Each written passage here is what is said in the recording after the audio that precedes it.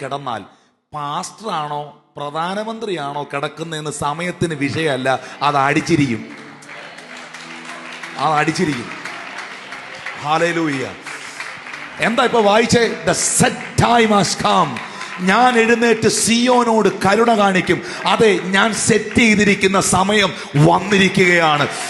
ഞാനിത് യൂറോപ്പിനെ നോക്കി പ്രവചിക്കുകയാണ്. ഞാൻ നിന്റെ ഭവനത്തെ നോക്കി പ്രവചിക്കുകയാണ്. ഇത് വിശ്വസിക്കുന്നവർ ഇതിനകത്തുണ്ടെങ്കിൽ ആമേൻ, അതൊന്ന് സ്വീകരിച്ചേറ്റെടുക്കാൻ എത്ര പേർക്ക് കഴിയും? കൃത്യസമയം. സാരാപത്തിലെ വിധവയും മകനും അന്ന് രാത്രി ആത്മഹത്യ ചെയ്യാനിരുന്നല്ലേ?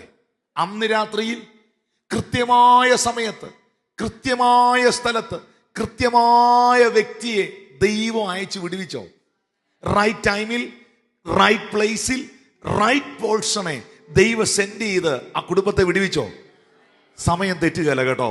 നമുക്കൊക്കെ തോന്നാം സമയം പോയി, ശരിയാകുന്നില്ല, ഒരു വീട് വെച്ചില്ല, ജോലിയായില്ല, ശുശ്രൂഷയെ പ്രയോജനപ്പെടാൻ കഴിയുന്നില്ല, പ്രായം ഇത്രയായി, സമയം ഇത്രയായി, എന്തോ ചെയ്യാൻ പറ്റി, ഇങ്ങനൊക്കെ നിങ്ങൾ ചിന്തിക്കുന്നതായിരിക്കും. പക്ഷേ കർത്താവിൻ്റെ കൃത്യമായ ടൈമിങ്ങിലാണ് നിങ്ങൾ. കൃത്യമായ ടൈമിങ്ങിലാണ്. ഈ മോശക്കുഞ്ഞിനെ നൈൽ നദിയിൽ മോശക്കുഞ്ഞിൻ്റെ അമ്മയും സഹോദരിയും കൂടെ ചേർന്ന് ഞാങ്ങണപ്പെട്ടകത്തിൽ വെച്ച് വെള്ളത്തിലാണ് ഒഴുക്കി വിടുന്നത്. ഓർക്കണം, എപ്പോഴും നദി ഒഴുകുന്നതിൻ്റെ ഒഴുക്കിൻ്റെ വേഗത എപ്പോഴും ഒരുപോലല്ല. ആണോ? നിങ്ങൾ പറയുന്ന വേഗതയിലാണോ നൈൽ ഒഴുകുന്നത്? കാറ്റടിച്ചാൽ കുറച്ചുകൂടെ സ്പീഡിൽ ഒഴുകും.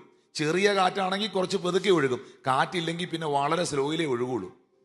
വെള്ളത്തിൻ്റെ ഒഴുക്ക് എങ്ങനെയാണോ, അതിൻ്റെ ഫ്ലോ എങ്ങനെയാണോ, ഇന്ന് ഒഴുകിയ സ്പീഡിലല്ല നാളെ ഒഴുകുന്നത്. നിങ്ങൾ എൻ്റെ കൂടെയില്ല. അപ്പൊ ഇത് ഒഴുകുന്നത്, ഇതിന്റെ ടൈമിംഗ് നമ്മുടെ കയ്യിലല്ല. നൈൽ നദി ഒഴുകുന്നതിന്റെ വേഗത എപ്പോഴും ഒരേ വേഗതയിലല്ല. ഒരു നദിയും ഒഴുകുന്ന വേഗത എപ്പോഴും ഒരേ വേഗതയിലല്ല. അത്യാവശ്യം തോടെങ്കിലും കണ്ടവർക്ക് മനസ്സിലായിട്ടുണ്ടത്. അത്യാവശ്യം ഒരു തോടെങ്കിലും കണ്ടവർക്ക്. ഹല്ലേലൂയ. ഈ കുഞ്ഞ് ഫറവോന്റെ പുത്രി കുളിക്കാൻ കുളിക്കടവിൽ വരുമ്പോൾ സമയത്ത് ഈ കുഞ്ഞവിടെ എത്തണം. മനസ്സിലായോ? പുള്ളിക്കാരി വരുന്നതിന് മുമ്പ് കുഞ്ഞ് വന്നാൽ കുഞ്ഞ് പാസ് ചെയ്തു പോകും. പുള്ളിക്കാരി കുളിച്ച് തിരിച്ചു കയറി പോയാൽ കുഞ്ഞിനെ കിട്ടൂല. കൃത്യമായ ടൈമിങ്ങിൽ ഈ കുഞ്ഞവിടെ എത്തണം. എന്റെ ചിന്തയിൽ ആ വെള്ളത്തിന്റെ ഒഴുക്കിനെ തമ്പുരാൻ ഇങ്ങനെ നിയന്ത്രിക്കുകയായിരുന്നു. ശബ്ദമൊന്നും കേൾക്കുന്നില്ലല്ലോ. ഇന്ന് രാത്രി ഞാൻ ഉറപ്പായും പറയുന്നു, എൻ്റെ നിയന്ത്രണം എൻ്റെ പക്കലല്ല, എൻ്റെ കുടുംബക്കാരുടെ പക്കലല്ല, തല തകർന്ന ലൂസിഫറിന്റെ പക്കലല്ല, ഏതൊക്കെയോ ആഭിചാരം ചെയ്തവന്റെ പക്കലല്ല, എന്നെ ഇഷ്ടമല്ലാത്തവന്റെ പക്കലല്ല. എൻ്റെ ജീവിതത്തിൻ്റെ നിയന്ത്രണം എൻ്റെ ദൈവത്തിൻ്റെ കയ്യിലാണ്. എൻ്റെ കുടുംബത്തിൻ്റെ നിയന്ത്രണം എൻ്റെ ദൈവത്തിൻ്റെ കയ്യിലാണ്. എൻ്റെ തലമുറയുടെ നിയന്ത്രണം എൻ്റെ ദൈവത്തിൻ്റെ കയ്യിലാണ്. എൻ്റെ ജീവിതത്തിൻ്റെ നിയന്ത്രണം ദൈവത്തിൻ്റെ കയ്യിലാണ്. വിശ്വസിക്കുന്നവർ ഇന്ന് രാത്രിയിൽ ദൈവത്തിന് നന്ദി പറ.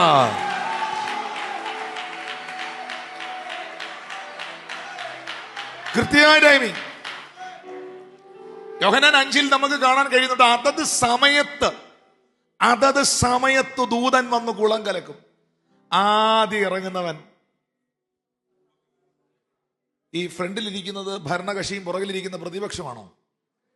അല്ല, ഇവിടുന്ന് ഒന്ന് പറഞ്ഞ, ആദ്യം ഇറങ്ങുന്നവൻ, എല്ലാരും പറഞ്ഞേ, സൗഖ്യം പ്രാപിക്കും. Praise the Lord. ഇവനോട് കർത്താവ് ചോദിച്ചു, സൗഖ്യമാകാൻ നിനക്ക് മനസ്സുണ്ടോ? അല്ല, മനസ്സുള്ളവനോടെ ഞാൻ തൊടാൻ വരുന്നുള്ളൂ. സൗഖ്യമാകാൻ നിനക്ക് മനസ്സുണ്ടോ? ഉടനെ അവൻ പറയേണ്ടത് ഒന്നെങ്കിൽ യെസ് അല്ലെങ്കിൽ നോ എന്ന്. അവൻ പറഞ്ഞെന്നറിയോ? കർത്താവേ, എന്നെ ഈ വെള്ളം കലങ്ങുമ്പം ഈ വെള്ളത്തിലോട്ട് ഇറക്കാൻ എനിക്ക് ആരുമില്ല. അപ്പൊ അവന്റെ മൈൻഡിൽ അവനൊരു കാര്യം സെറ്റ് ചെയ്ത് വെച്ചിരിക്കുകയാണ്. എന്താണെന്നറിയോ? വെള്ളത്തിൽ ഇറങ്ങിയാലേ സൗഖ്യമാകത്തുള്ളൂ. നിങ്ങൾ എൻ്റെ കൂടെ ഇല്ല, ഉണ്ടായിരുന്നേ കുറച്ച്